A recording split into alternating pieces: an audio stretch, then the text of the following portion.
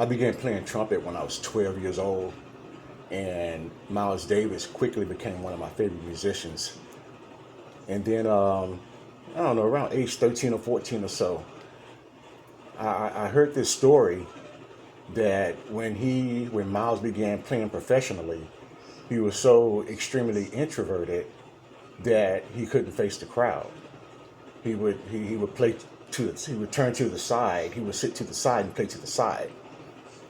And I remember hearing that story. I don't know. I don't even know if it's true. I just know it's a story that I heard when I was a teenager from one of my teachers or band directors or something like that.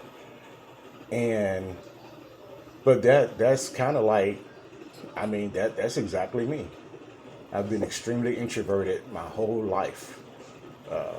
Sometimes I feel that it gets in the way of me doing things like now. If I could face the camera and talk, maybe if I was more handsome or something, I would feel more comfortable. I threw that as a little joke, just so you know.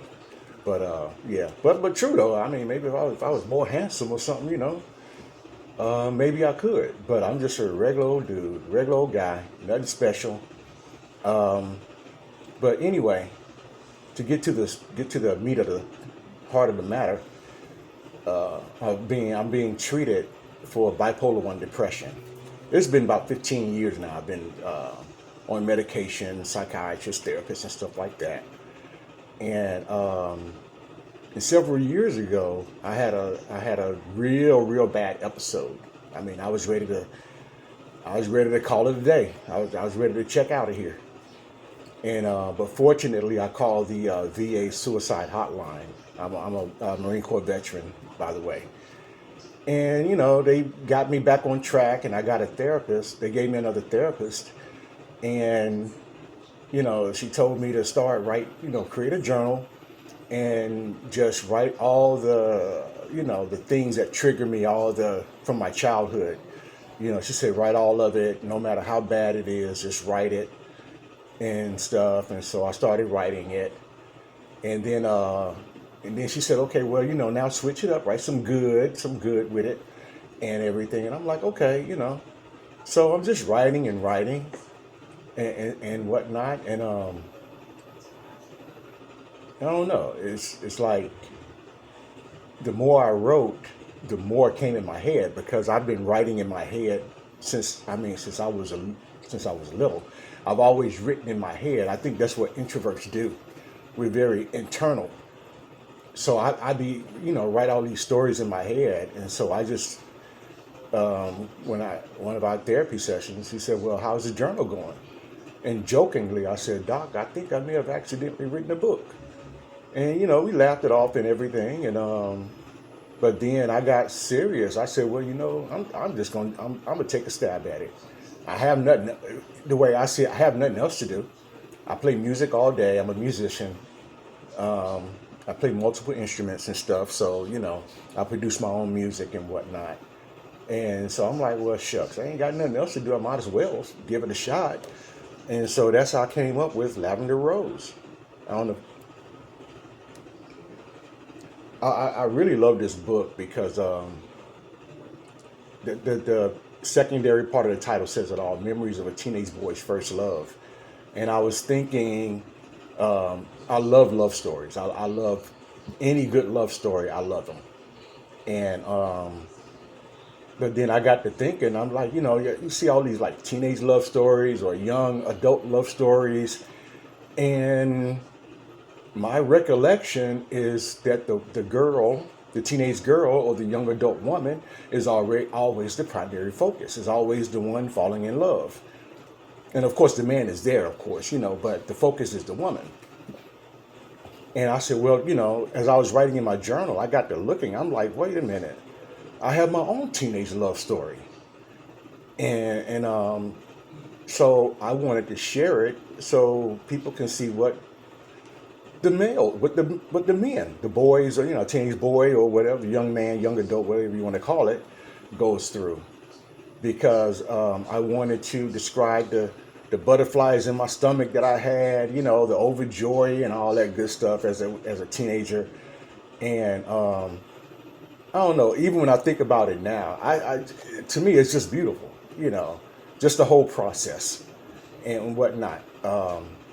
And so I wanted to share that so that the world can see. Hey, you know, us teenage boys. Hey, you know, Kobe's acting up.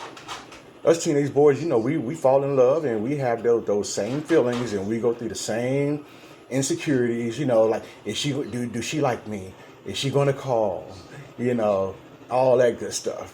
So I just wanted to share that. And then I wrote the second, Lavender Jessamine. I stuck with the flower theme because yellow jessamine is the state flower of South Carolina. I've always called Miami, Florida, my first birthplace, and Paris Island, South Carolina, is my second birthplace because that's where I went to Marine Corps boot camp. And then my third book is still at the publishers right now, being put together, finalized, and everything. So hopefully I'll have a hard copy. But the show and whatnot.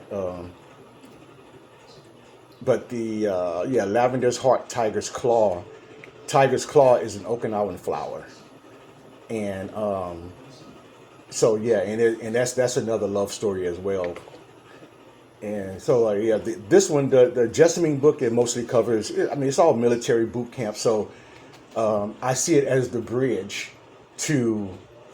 You got Lavender Rose, then you got Jessamine as the bridge to Tiger's Claw. But they have to be read together in order to get the whole feel of it and whatnot. And I used to draw sketches and doodles and stuff as a kid. I'm no great drawer. I can't draw, just for the record. I do a little sketching here and there, and I used to always draw on my wall. My mom, she used to get mad. She said, Junior, why are you drawing on the wall? And it's funny because my youngest son, he same exact thing, drawing sketches on the wall. So in the second one, Jessamine, I added some sketches to kind of give an idea of the military for those who aren't familiar and stuff. But that's really about it for now. I think as I get more comfortable, I can talk longer. But I just wanted to introduce myself as Anderson Banks Jr., born March 11th, 1965, Jackson Memorial Hospital, Dade County, Miami, Florida. And I was raised in Miami at first, and then my mom moved us to Vicksburg, Mississippi. So really, my life kind of takes off from there, from 8 years of age. From there, even though I have all my Miami memories and everything, they're always there. But Vicksburg, Mississippi is the place that I guess can say actually raised me, more or less, and stuff. And so anyway, I'm gonna leave it at that. I'm sorry I ain't got no fancy background. You can probably see my ceiling fan.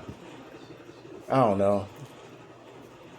I should do a background, but I mean, all that stuff, man. I mean, I just like to just sit, play my music, play with my dog Kobe and stuff. I wrote my own original music for every book. I kind of see them as a soundtrack. My vision, what I see, is converting the three: Lavender Rose, Jessamine, and Tiger's Claw. I see converting them all into screenplays. I'm already, I'm writing the screenplays and then script, because I would like the world to see my trilogy. I call it Lavender's Trilogy. Because I think the world would love it.